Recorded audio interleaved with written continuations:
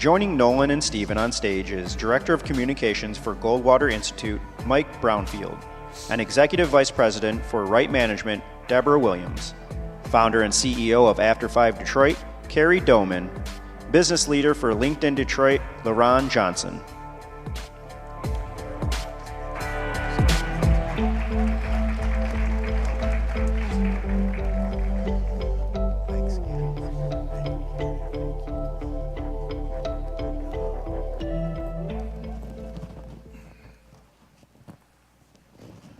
So here we are. Let's start with. I would love to get an assessment from each of you of where we are right now with the concept of civility, given all of the things that are going on, all the narratives that are taking place, and all the tools that we have to communicate with each other, which look really different than they did just 5 years ago. We'll start on this end and go around. I think that civility isn't something that's really rewarded in the social media communications world. The way platforms are set up is that you get rewarded for saying things that are outlandish, or maybe people trying to be funny, or attacking an enemy or taking somebody down, and that's what gets you likes, it gets you retweets. So everything in that system is set up for you not to learn from somebody else or interact with somebody else, but it's set up for you to take somebody else down from their perch. Yeah. And I think that really incentivizes the kind of negative environment that we have in communications right now. Yeah. And I think it's situational, because you talked about rewards. And so when you're in the social media area, your rewards are how many likes you get. But in other scenarios, you try to be that bizarre and that outlandish at work, and you won't be working long. Or, in other kinds of communities. And so I think it is situational. But to your point, you said it earlier. I mean, it almost masks, people feel like they're hidden or they can hide behind their comments. Yeah. And especially when you can be anonymous and make comments, you're saying things that you wouldn't otherwise face to face, and certainly not in your workplace. So I think that level of anonymity, whatever level that is, whether you're truly anonymous or you just don't care. But Carrie, I mean, it's not just the anonymity. It's not just strangers we're receiving these sort of hateful messages from. I get messages from associates, from people I know socially, and from people who, nah, you don't count. But from friends, and these really hateful things that, about something I've written that they wouldn't say face to face. And, I always say, are you drunk? I mean, we're friends. I still and people think forget that there's that mask. You feel invincible online, whether it's via email or comment section, or you know them or you don't. Yeah. The internet just allows people to just think that the rules don't extend there where they do socially face to face.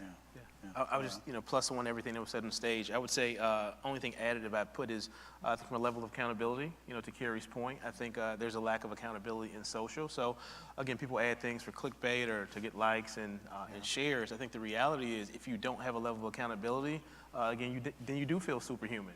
You feel like you can post anything and there are going to be no negative ramifications. So I think that that level of autonomy really feeds like this kind of poisonous cycle of encouraging folks to be bad actors. And we talked in our opening about the importance of listening. And Mike Brownfield, you're a free speech expert at the Goldwater Institute and track these issues. Listening is not something that's valued today, and we feel that we are so righteous in our own opinions that we not only don't want to hear other opinions, we don't want anybody else to hear them. It's that everybody thinks that the other is absolutely wrong, and that in our political environment, it's a zero-sum game of winning or losing. And if your opponent is wrong, then you have nothing to gain from doing anything but other than trying to defeat them. So to try to listen, to try to understand, really doesn't work in that sort of a dichotomy.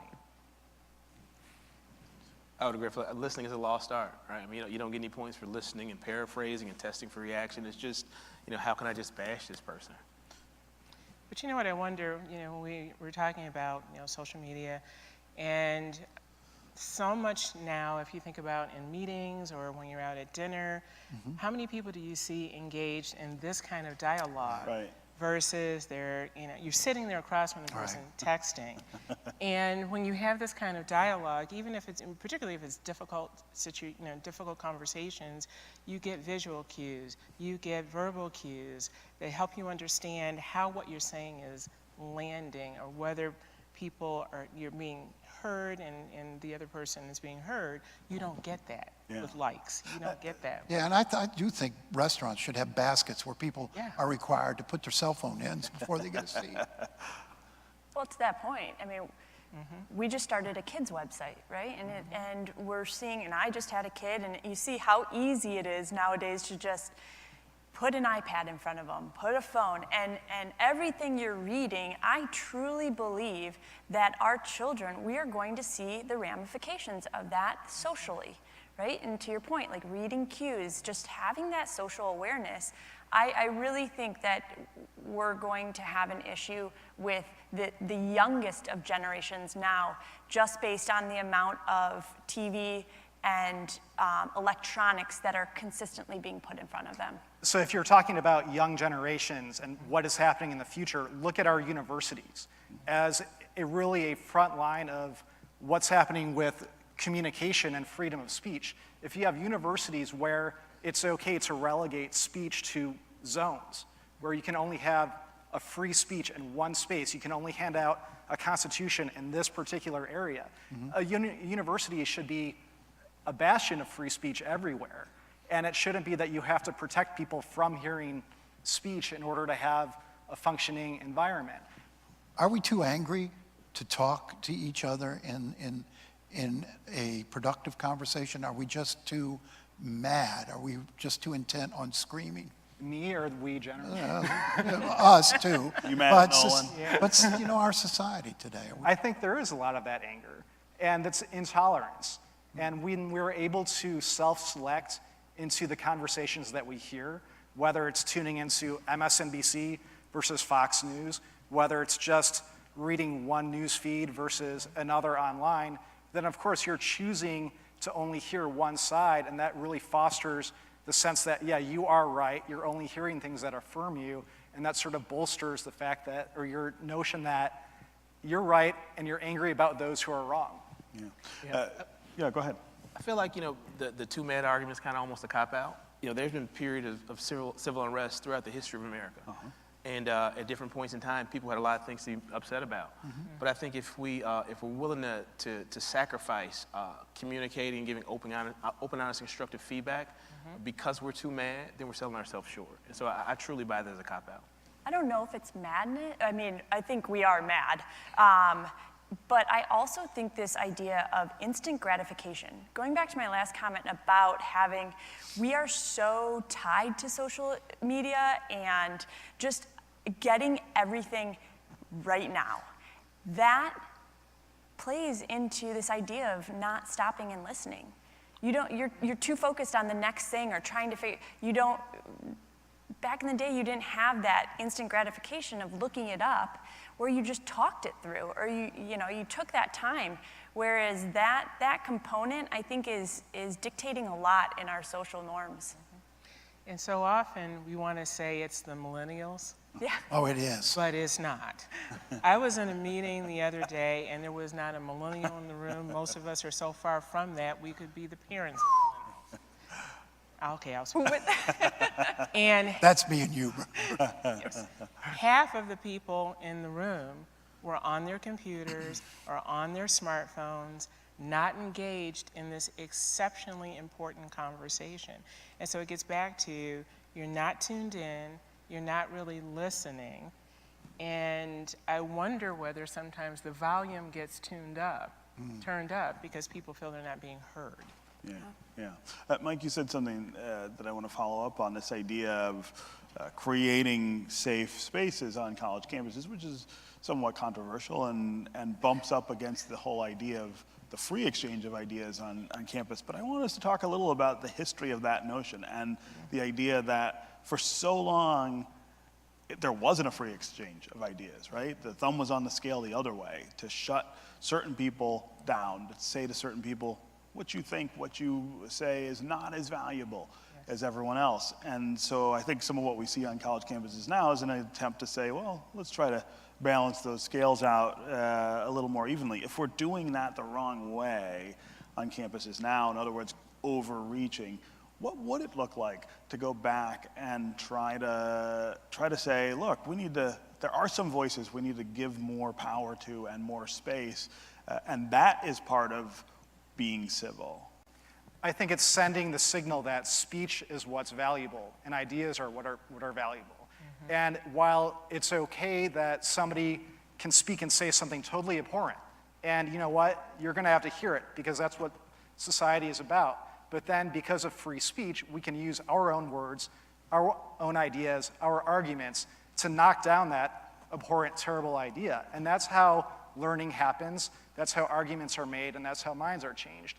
And if you don't set that as your value, that speech is what really matters, then this is what happens, and that those that don't have the politically correct or the popular view are going to be the ones that are shut down. You know, there was a time in this country where we experienced a common media. We had 3 television networks. We had a couple of newspapers to choose from, a few radio stations, and that was it. And we all sort of experienced media the same way, or at least we experienced the same media. What role do you think the fragmentation of the media has played in the growing divisions and the growing incivility? Because now you're not all sitting at home watching the same newscast. You can choose the newscast that reflects your view. You can choose the website that reflects your views, and there's very little common places where we have in common. Now you can even be fed fake news. I'll say I'm actually a fan, right? So I'm a big fan of being able to self-select and follow what I want to follow, but I think it's incumbent on me as an individual to take time out to see what the other side looks like. So again, I'm a big fan of CNN, but I do tune into Fox as well, right? So again, I think it's incumbent on the individual to make sure that they're not, they're not neglecting their blind spots to only believe their point of view is what's correct. But how do we convince people to do that? I mean, you say that you watch CNN and Fox, and I bet if we did a survey of just the people in this room, you wouldn't find a lot of folks willing to do that. So how do we, I agree with you, the more information, the better, but you gotta get people to find the channels that the information is in now in a more aggressive way. What are the things that we need to do to push that? That's a great question. I would say, my background is pretty diverse. So again, I grew up in urban Chicago. I was bused out to private school in a pretty affluent community in the suburbs. And so my perspective has always been different than the majority of classmates and, in some cases, peers. And so I think that is just something that's intrinsic in me. I don't necessarily know if that's something we can mass spread across, broad groups of the population. I think it starts with modeling the behavior. So as a parent, you mentioned you're a parent, so I have 2 boys. I let them know that, hey, here's, me and mom's point of view, but, here's what the other point of views look like, and here are their points. So I think modeling behavior, like at scale in our own little communities, is one way to really advance that conversation. Yeah, the idea that the communities we live in reflect the way in which we sort of take in and choose information, I think is really important. We want to separate those things, but if you live in a monolithic place, then the media you consume is probably going to be monolithic too. Carrie? Well, and to your point, I mean, we're out at the playground and in front of our house, and we're talking politics out there. So to your point about the community, it does reflect. I think that's a great suggestion, and one that I'll take up with my son. And my husband and I don't agree on everything too, but we have the core fundamentals and foundation that we believe in. In an ideal world, you would get that from those resources. You would get that shared view or the different views from the resources that you are going to. Why do they have to be so separate that you have to literally watch 2 different channels? But a lot of these news channels, a lot of these websites feed off of our differences. They profit off of our differences. Their ratings depend on keeping us divided and, you know, saying the most outrageous things about the people who are on the other side of the line. So keeping us stirred up, keeping us whipped up is good for their ratings and is good for their bottom line. That wasn't always true when we had, you know, when we had networks and print publications that hewed to a certain set of standards and certain principles that are gone. But I think in much of the media. I think one of the driving forces behind the fragmentation of media is the narrow channel, the narrow band, I guess, that those three networks had, right? When you only had three networks, there was a lot of news that you weren't ever going to be told about. When the newspapers controlled, you know, almost all of the flow of print news, there was a lot that was left out. And so you have more, but I guess the question is that fragmentation creating the incentive, I guess, to get more, even though there's more out there? It's almost as if the converse is true, that there's more available, but people are consuming less as in terms of sort of bandwidth. You know, that's an interesting perspective, because if I understand your question correctly, you have way more choice. Yes. But you're still going to You're the only two or choosing three one or things, two, right? right. And I think sometimes it's convenient, I'm not saying that anyone here is saying this, that we want to say it's social media's fault, or we want to say it's traditional media's fault. But we all have choice and accountability. And if we're intentional about saying, like, you watch CNN and you watch Fox, and you probably watch a lot of other things as well, so do I. If we're intentional about saying, I want to hear all perspectives, and not only do I want to hear it from the media, but I want to go and sit down and have a conversation with someone whose point of view I may not think is similar to mine, and then use my own critical thinking and judgment, and as great a job as the media does, still do your own work, right? And then that may encourage people to say, you know what, maybe I'm missing out on a whole lot because I'm still only watching the same two networks. And I would put it another way, that comes to the individual, the consumer. Are you educated? What are you choosing to go out there and read about, hear about, learn about?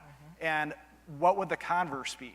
That you would have tightly controlled media, or that you would say, here's the only speech that you can hear to get your varied dose of information that we believe to be fair and balanced, which is old media, which doesn't exist anymore, which isn't going to come back. So then it's really, are we teaching children to value different ideas, to value speech, and learning and sharing and interacting with each other in a useful and constructive way? Barbara, how have these trends influenced the workplace? You work with employers trying to foster environments where there's healthy communications. How has this the hostility, I guess, the incivility, how has that intruded on the workplace? Yeah. And so here's the rub, right? Because on one hand, we hear the conversation that we want to create, and we heard it earlier today, and I agree with it. We want to create workplaces where people can bring their authentic selves to work and not have to fit into some predefined mold. And organizations, though, have to be clear about what it's like to work there. We had a conversation, Lorraine and I had a little bit of conversation about employer branding. And my point of view is you can brand, but brand the reality, not the dream, right? And in the work, a lot of the work that we're doing now, and a lot of my other colleagues are doing, it is working with executive teams to either help them maintain a culture that is positive, or to try to create the framework for more diverse dialogue inside of the organization, because we know the data shows that companies that have that diversity, not only the way that we normally think about it with regard to race and gender and age, but also diversity of thought and diversity of opinion, and they're able to have those difficult conversations but in a respectful way, they perform better. And they're able to attract and retain talent better. And what I'll tell you is a lot of the work that we do, it has to start at the top. Because whatever's going on in that organization, whether it's wonderful or not, it is directly related to what that CEO and her or his leadership team, the behaviors they model, they expect, and they reward. So you can't say we want open discussions and then punish people, right? So long answer, but some companies have it and some companies, it's a work in progress. And Mike, do you think outside of the social media platforms that people are comfortable expressing their political views? Or is that the only place they feel they can express themselves without perhaps, in that anonymity it gives it, without perhaps being sanctioned in their social circles or at work? Yeah, I think the people that are turning to the anonymity of social media, that are creating, undercover profiles, maybe that's why they're turning to that to express themselves. Otherwise, are people just shutting up and just not saying the controversial thing and really holding back in order to not offend? And is that a positive environment for us to be creating? I think additionally, to Mike's point, I think it's a level of convenience, right? So again, I work for LinkedIn. We have 550 million people on the platform, and over half of our traffic comes through mobile, right? So people have their phones in their hands every day. So when you think about ease of entry, right, to make a comment, whether it's positive or negative, it's at your fingertips, right? So I think there's a lot of temptation that's sitting there in our hands on a daily basis, and that makes it not as challenging to post or share their information. Carrie, Barbara was talking about the difficulty that employers face trying to get people to have discourse. Your organization has got a little easier setting, I guess, to do this after 5, right? The whole idea is after work. But I wonder if you see yourselves intentionally as facilitators of a more civil exchange between people, or is that just sort of a nice byproduct of what you're doing? I think it is a nice byproduct, and certainly something where it goes to everything, right? After work, it's a different tone, it's a different feel, it's a different environment. You're literally, the events that we host for the companies, we work directly with companies through our Connect After 5 program, and that's our goal, is to get people out of the office, engaging in a different way, not only with their own employees and their own colleagues, but then at companies, at other companies throughout the downtown area.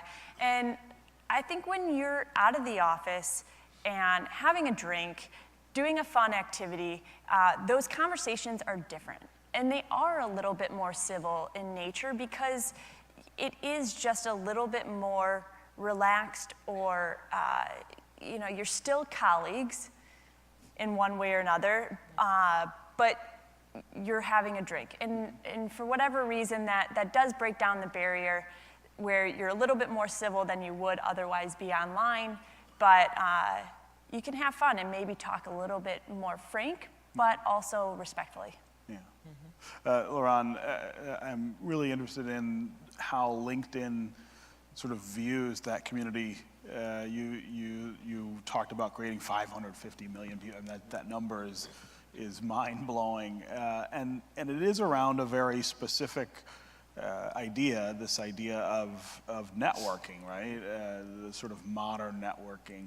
But it is also a community that has its own, not rules maybe, but certainly standards and expectations about civility versus incivility. How does LinkedIn, as the sort of purveyor of all of that, see that playing out among the users? That's a great question. I would say, internally we have our own social media policy as far as, how it aligns up with our corporate mission and vision. And what I've seen as far as best in breed organizations, I think one of the benefits of being on LinkedIn is it's pretty transparent, right? So you don't have many ghost profiles. Right. But I think at the what gold standard looks like, the best organizations implement a social media platform or a plan that's in alignment with their core mission and their core vision. And so I would say a couple of things best in breed organizations do, and I like to think LinkedIn is one of those.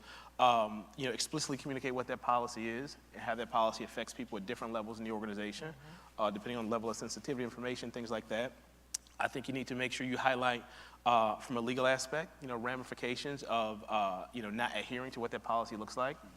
I think good organizations definitely have a subset of their policy specific to LinkedIn, because in my opinion, your corporate profile or your personal profile it's kind of like a mutual relationship with your organization. So you represent both yourself as well as the company, right? And I think it's incumbent on both you guys to make sure you uphold your end of the bargain, right, in a respectful way.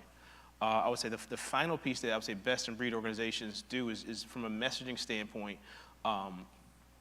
they make sure that they self-police, and they make sure that employees, again, are in alignment with their cultural vision and value. So if your culture is one of transformation or collaboration or empowerment or, pushing the envelope, like that should exude in the post that your coworkers send. And I think the final piece is really, sharing examples of what good sharing looks like. I think we spend a lot of our time around what not to do. Yeah. Hey, you don't want to say this, you don't want to say that. And I think, again, it's probably a good exercise, but I think we spent more time focused on what good sharing looks like, how to be civil, right? I think we make a lot more traction. Should social media sites, I'll ask this to all of you, should social media sites have clear rules of civility? I know that when we were printing letters in the newspaper, we had certain standards. You couldn't call people's names, you couldn't use vulgarity. A lot of things you couldn't do in those printed letters. When we started allowing people to attach their comments electronically to articles on our website, all that went out the window. And now I can look at the comments at the bottom of one of my pieces, and the first 3 or 4, it'll start out being a debate over whether or not I'm a moron, and then 5 or 6 comments in, they start bashing each other, and they've forgotten about me. And you get to the bottom of the string, and you wouldn't even know I was a part of this. But should we have clearer rules? These websites, do they have a responsibility to have clearer rules of civility? I think that it's just the volume is so impossible to handle that I don't know how you could even begin to police that. In my previous job, I ran social media for Governor Snyder, so as you can imagine, there was not a lot, sometimes there could be very negative comments on social media, just like you would see in a newspaper publication. And there was an individual that decided to come after me personally, just because of who I was when I was trying to engage with him on a friendly one-on-one way to try to give him more information. And I really quickly learned that this is not humanly possible, at least for one person, to try to deal with this onslaught. And that's just I think that's a problem that's part of the animal of social, and that's maybe where, as a consumer, you decide, you know what, I'm just not going to tune into all the comments on the Detroit News, message board, just because you know what you're getting when you go there. The problem is when you start policing and you take things down, then there's a firestorm about that. Yeah, censorship. So, You're censoring. yeah, it's we get it's that a all the time. hard battle. And on After 5, we don't have comments. And for Little Guide, the new parent website, I want to build that community so badly with other parents and caregivers and grandparents, anyone who has kids in their lives. But at the end of the day, parenting is hard enough. I do not need someone bashing, not that we get too deep on things, but if there's something, that's where I draw the line of, I don't want that. I don't want to facilitate that on the site. Do we feel that the sort of incivility and the rudeness on social media is starting to creep into our face-to-face interactions and making us less polite, less mannered than we perhaps should be? I know, I'm constantly running into people who will say, oh, I recognize you, I read your column. Oh, I really don't like them. And I'm like, why couldn't you just left it at, I read your column? We'd have been just fine. Why do you feel the need to offer everybody your opinion about everything? But is it creeping into our day-to-day face-to-face life? That might just be you. It might, probably is. Oh, I'm kidding. Yeah, I would say it probably is. I would like to think that it doesn't. So in your example, I think it would have been okay for that person to say, hey, I read your column. Some things I like, there's some things I disagree with, and here's some constructive feedback. Yeah. But just to out say, I really don't want to spend that much time with it. And having guidelines probably would help people self-select. If they knew this is the kind of site that I can do these kinds of things, and this is the kind that I can't, you know, when you talked about some of the policies inside of organizations. But I think also, when we go back to individual accountability, you talked about the, social media was built around wanting to get more likes. And maybe if we decided that we were not that interested in getting more likes. Right. You know, because if you live for other people's approval, you're going to die by their disapproval. I just read about, And not necessarily, you totally, you're going to exist, not Quickly, be here we're- anymore, we're but running out of time. you're not going to have self-esteem, you're not going to have self-confidence. Yeah, that is all the time we have. It is all the time, yeah. And so I hope you'll join us in an hour or so back in the expo hall, I guess. We're going to have drinks and some little cheeses and sausage, and we're going to keep talking. So Try to be civil. try to be Try to be civil. civil. That is Thank you. Thanks.